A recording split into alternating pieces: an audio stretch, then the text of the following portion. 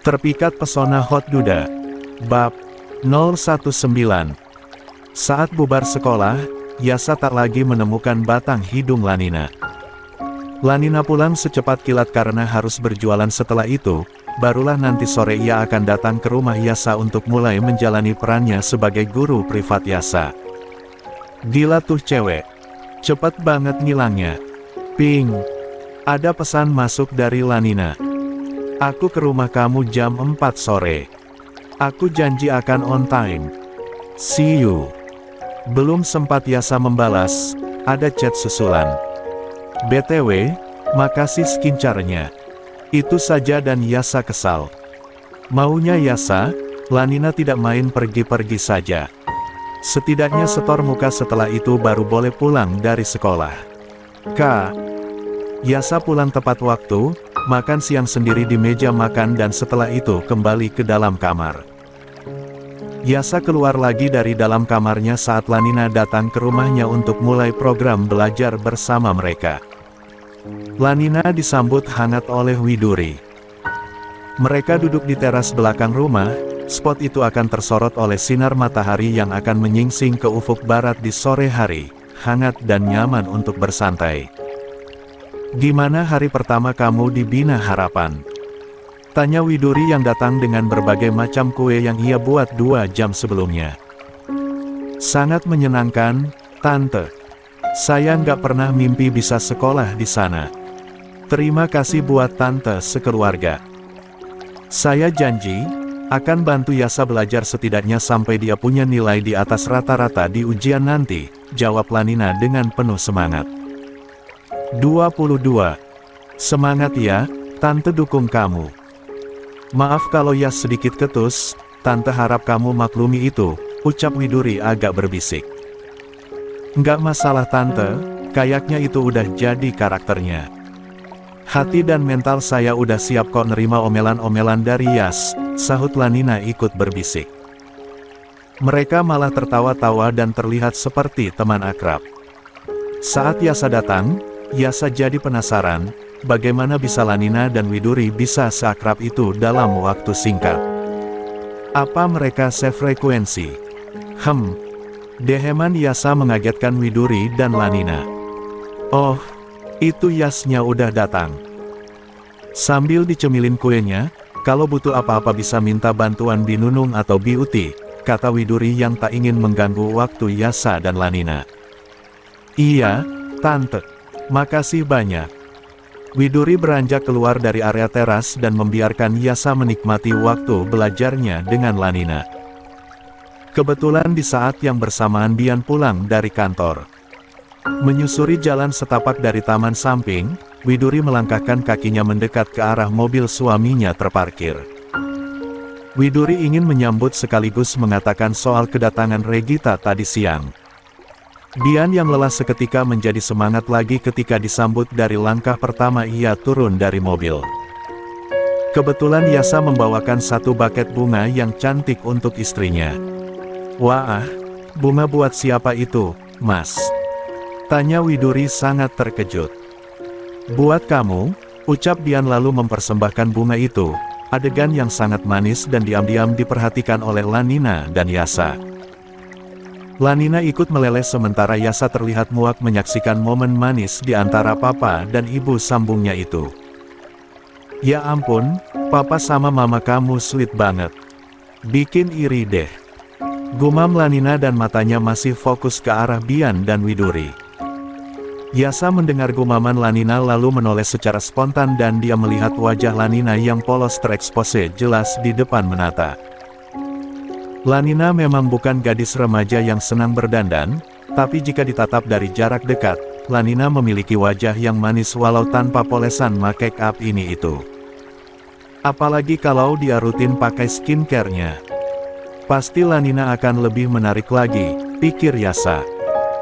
Selesai memperhatikan ke arah Widuri dan Bian, Lanina menoleh pada Yasa dan tak menyangka kalau Yasa sedang fokus memperhatikan wajahnya dengan tatap mata tanpa arti. Lanina jadi takut sekaligus segan, dia berpikiran pasti Yasa marah karena Lanina malah fokus memperhatikan orang tuanya. Mulai belajarnya. kata Lanina lalu mengambil buku-buku dari dalam tas. Yasa masih memperhatikan, selanjutnya Yasa memperhatikan pakaian yang dipakai oleh Lanina dan warnanya. 23. Begitu pudar cenderung lusuh. Baju apa kain lapsi? Cibirnya di dalam hati. Yasa menganggap Lanina tak bisa menjaga penampilan, padahal yang Yasa tidak tahu, jangankan untuk membeli pakaian yang diinginkan, untuk mendapat uang jajan saja, Lanina harus bekerja keras berjualan terlebih dahulu. Yuk mulai, aku bahas soal bla bla bla. Lanina membuat dirinya nyaman walaupun hatinya dak-dikduk menjalani hari pertamanya ini. Kembali pada Bian dan Widuri. Mereka masuk ke dalam rumah lewat pintu utama. Widuri begitu asyik mengendus dan mengelus bunganya. Lanina baru datang. Tanya Bian pada Widuri. Iya, Mas. Baru sekitar 15 menit yang lalu. Biarkan saja mereka belajar, biar fokus. Iya, Mas. Mereka berjalan sejajar di anak tangga, dan kemudian Widuri ingat soal kedatangan Regita tadi. Oh iya, Mas. Tadi siang aku kedatangan tamu loh, cukup bikin aku kaget. Siapa? Mbak Regita. Begitu mencapai bordes tangga berbentuk letter L itu, Bian berhenti sejenak dan merasa cukup kaget saat mendengar bahwa istrinya kedatangan mantan istrinya. Bian curiga, pasti Regita mengoceh ke sana kemari. Bahaya. Pikir Bian, Bian pun cemas kalau Regita datang untuk meracuni pikiran istri kesayangannya. 24. Setelah menemani Yasa belajar kurang lebih selama 2 jam, Lanina diantar pulang oleh Didan tak lupa diberi uang jajan oleh Bian. Walaupun tidak ikut duduk dan mengawasi, tapi Bian diam-diam memperhatikan dan melihat Yasa cukup nyaman belajar dengan Lanina. Lanina pun tak segan mengomeli Yasa setiap kali Yasa lalai dan lebih asyik bermain handphone. Selesai makan malam bersama, Bian dan Widuri ingin bersantai di dekat kolam renang yang ada di taman samping rumah. Ada 2 dipan kayu dengan meja kecil di tengah-tengahnya. Bian dan Widuri tidak duduk di masing-masing dipan, tapi mereka duduk di dipan yang sama. Bian membiarkan Widuri bersandar pada dirinya, Bian memeluknya dan bersama-sama menatap tenangnya air kolam yang memantulkan pemandangan indah di langit malam ini. Ya semangat banget belajarnya. Kamu merhatiin nggak, sayang? Tanya Bian meminta pendapat. Nggak merhatiin banget tapi aku juga ngerasa begitu.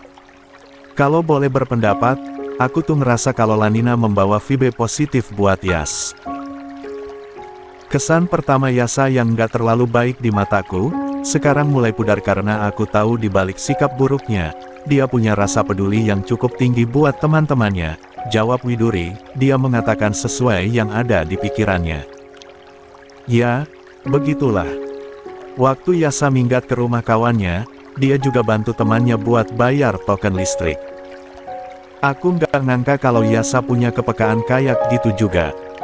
Bian begitu bangga bercerita tentang putranya.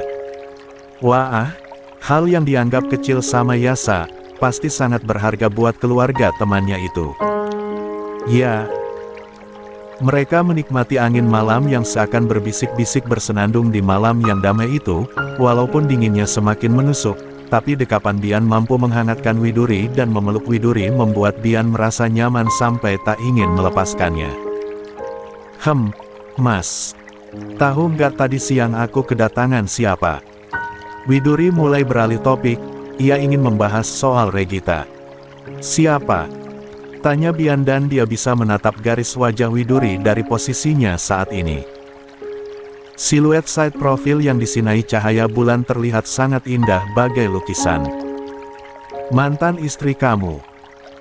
Secara spontan Bian mengangkat tubuhnya yang awalnya berleha-leha bersandar di sandaran dipan kayu itu sehingga Widuri pun ikut terangkat dan tak bisa leluasa lagi bersandar di dada suaminya yang bidang. Widuri mengubah posisi lalu duduk berhadapan dengan Bian. Bian terlihat kaget dan tak suka saat mendengar kabar kedatangan Regita. Kapan? Mau apa dia kesini? Tanya Bian agak marah. 25. Tadi siang. Tadi kita bahas soal Yasa sih, tapi aku nggak ingat detailnya. Cuma ya intinya, Mbak Regita nitipin Yasa ke aku, jawab Widuri apa adanya. Cuma itu. Dia nggak menacam-menacam sama kamu, kan? Nggak kok. Malahan nggak lama, nggak sempat minum dan langsung pulang lagi. Bian tak percaya begitu saja. Mengetahui sifat asli mantan istrinya, Bian langsung mencurigai kalau Regita memiliki maksud buruk pada Widuri. Kenapa, Mas? Kok tiba-tiba suasana di sini berubah? Apa kamu nggak senang aku cerita soal kedatangan Mbak Regita? Tanya Widuri merasa tidak enak. Cuma bahas soal Yasa. Tanya Bian. Iya, cuma bahas itu aja. Dia nggak mengintimidasi kamu. Nggak, Mas. Nggak sama sekali. Maaf kalau bahasanku bikin suasana malam kita jadi rusak. Kayaknya kamu emang nggak suka ngebahas soal ini. Kita nggak usah bahas lagi ya. Bian malah jadi overthinking. Dia takut kalau Regita akan mengusik rumah tangganya. Bukan sebagai orang ketiga di antara Bian dan Widuri, tapi Bian takut Regita hadir sebagai racun yang akan mengubah mindset dan mood Widuri. Mas, panggil Widuri sambil membelai rahang tegas Bian.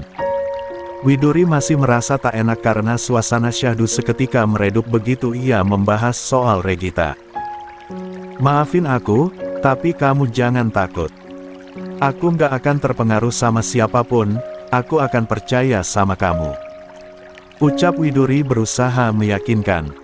Kamu harus menyaring perkataan siapapun. Please, aku nggak mau sesuatu yang sedang aku nikmati tiba-tiba hancur karena kesalahpahaman, atau karena miskomunikasi. Aku nggak mau pernikahanku gagal untuk yang kedua kalinya, pinta Bian. Widuri merasa kalau Bian memang sangat takut pernikahannya yang kedua kandas lagi. Iya, Mas. Aku percaya kamu. Bian berusaha percaya akan hal itu. Bian mengakui dirinya telah jatuh hati sejak pandangan pertama pada Widuri, bahkan saat Widuri masih lusuh dan kusam. Keyakinan Bian semakin kuat saat Widuri menunjukkan sifat aslinya. Sejauh ini, Bian merasa tak ada yang berubah dari sifat Widuri.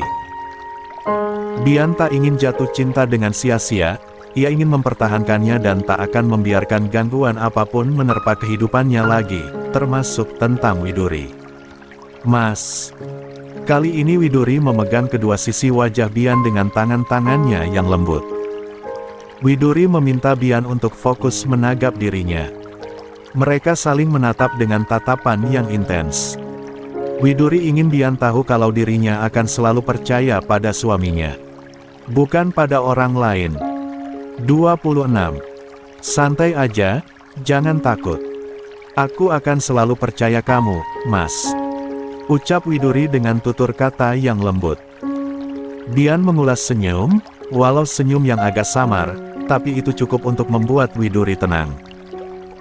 Bian menatap langit, ada bulan dengan bentuk sempurna memancarkan sinarnya. Cahaya bulan seakan jatuh tepat di tempat ia dan istrinya duduk saat ini. Dia ingat, kalau di malam pernikahan, Bian ingin mencium Widuri di bawah sinar rembulan. Mungkin momen itu bisa direalisasikan sekarang. Aku pegang kata-kata kamu, Widuri. Ucap Bian lalu mendekatkan wajahnya pada Widuri. Iya, Mas. Setelah puas saling bertatap, beberapa saat kemudian, hasrat saling tarik-menarik dan membuat keduanya larut bersama cahaya bulan dan akhirnya saling memagut bibir. Di bawah sinar rembulan, mereka berciuman disaksikan oleh objek-objek yang ada di taman samping itu. Mereka menaikkan tempo ciuman menjadi ciuman yang cukup panas.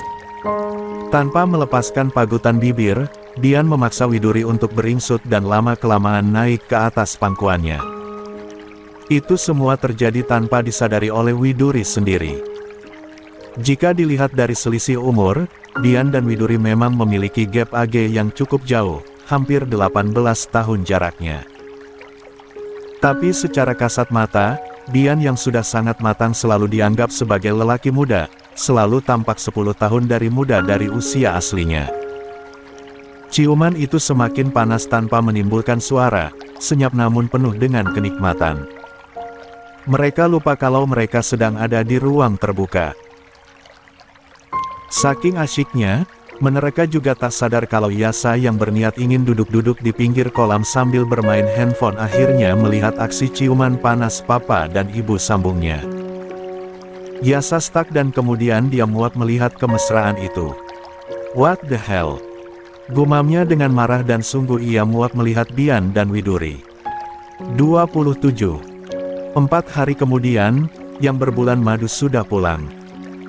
4 hari yang seharusnya menjadi momen bersejarah bagi mereka, malah menjadi 4 hari yang hambar dan diwarnai dengan tangis penyesalan di setiap malamnya. Bukannya merenung akan kesalahan yang telah diperbuat, Alia masih saja menganggap kalau Tuhan tidak adil kepadanya.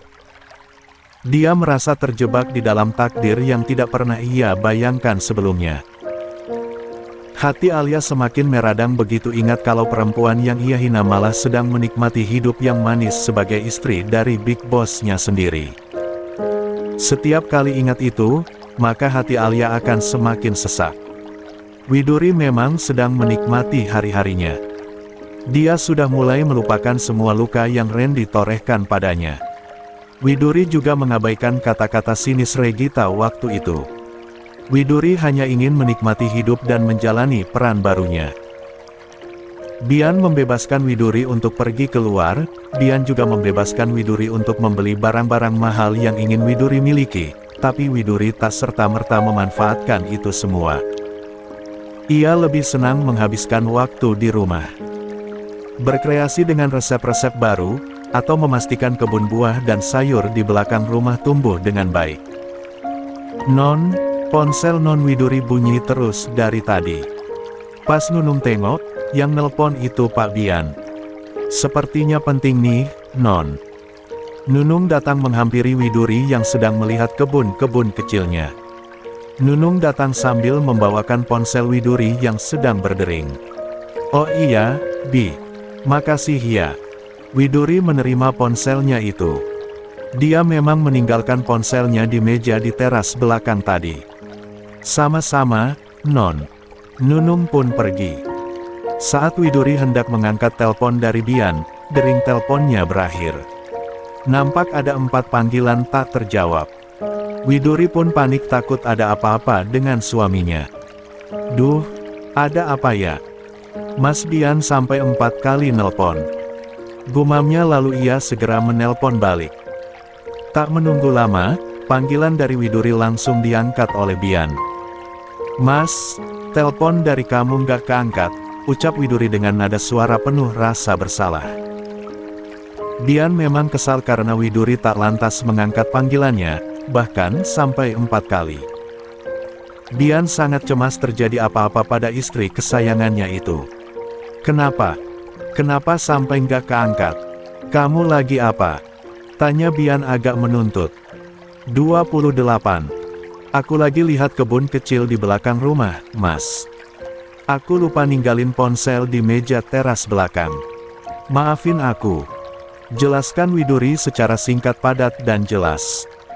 Bian pun mengerti akan hal itu. Tidak mungkin Widuri berbohong. Maafin aku, Mas. Pasti kamu kesel dan marah, ucap Widuri lagi, nada suaranya semakin terdengar rendah dan penuh rasa sesal. Nggak apa-apa. Aku cuma lagi pengen sesuatu, ungkap Bian kemudian. Pengen apa, Mas? Sebentar lagi jam makan siang.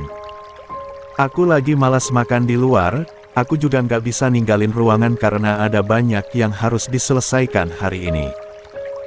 Widuri menyimak setiap kata yang diucapkan oleh suaminya, terus. Maksudnya gimana, Mas? Aku mau makan masakan kamu, sayang. Widuri tersipu, itu rupanya. Bian tiba-tiba manja dan ingin makan masakan istrinya di saat dirinya sedang sibuk di kantor. Mau dimasakin apa, Mas? Aku akan masak secepatnya, nanti aku minta Pak Didan buat antarkan ke kantor. Apa aja? Semua yang kamu masak selalu enak. Oke, aku akan segera ke dapur. Semoga dalam waktu L jam selesai dan akan segera diantarkan ke kantor. Kamu nggak tertarik buat mengantarkannya langsung ke ruanganku, sayang? Tanya Bian lagi, seperti sebuah keinginan agar Widuri sendirilah yang mengantarkan makanan itu. Maksudnya, Mas Bian mau aku yang mengantarkannya langsung ke kantor. Yes. Selain pengen makan masakan kamu, aku juga makan ditemani kamu.